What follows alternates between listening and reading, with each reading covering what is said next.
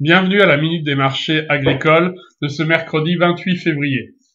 La couleur que l'on va observer ce jour, c'est la couleur verte, donc qui était la couleur dominante de toute la journée, notamment sur le blé, sur le colza, maïs, huit, soja, corn, jusqu'à aller au cours du sucre. On va retrouver la couleur rouge pour le pétrole et pour l'euro.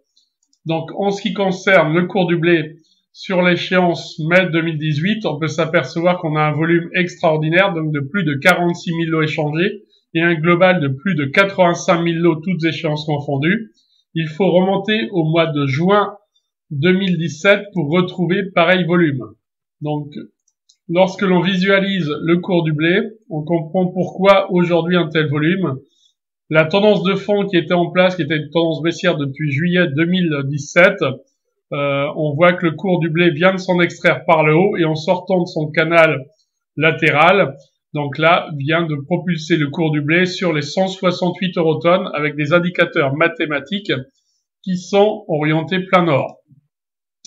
L'explication sera cherchée du côté des États-Unis avec la sécheresse qui continue à perdurer, surtout l'absence d'eau dans la semaine et les 15 jours à venir, notamment pour les 3 États producteurs de blé d'hiver aux États-Unis, l'Oklahoma, le Kansas et le Texas. Ce que l'on peut visualiser de fait, c'est cette accélération haussière donc du cours du blé aux États-Unis sur Chicago échéance mai pour arriver sur les 4,95 $ le boisseau. Donc on peut s'apercevoir que l'oblique baissière qui était en place depuis début juillet 2017 a volé en éclats.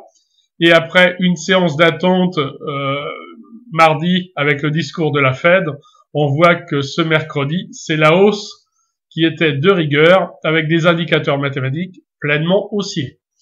On va terminer par toujours le graphe du blé aux États-Unis, mais en unité de temps hebdomadaire, pour observer une chose essentielle, c'est que le cours du blé qui avait atteint son dernier point haut en février 2008, fin février 2008, est en train de sortir par le haut de cette tendance baissière sur la dernière semaine de février 2018. Donc 10 ans séparent ces deux points-là et des indicateurs mathématiques qui repartent à la hausse.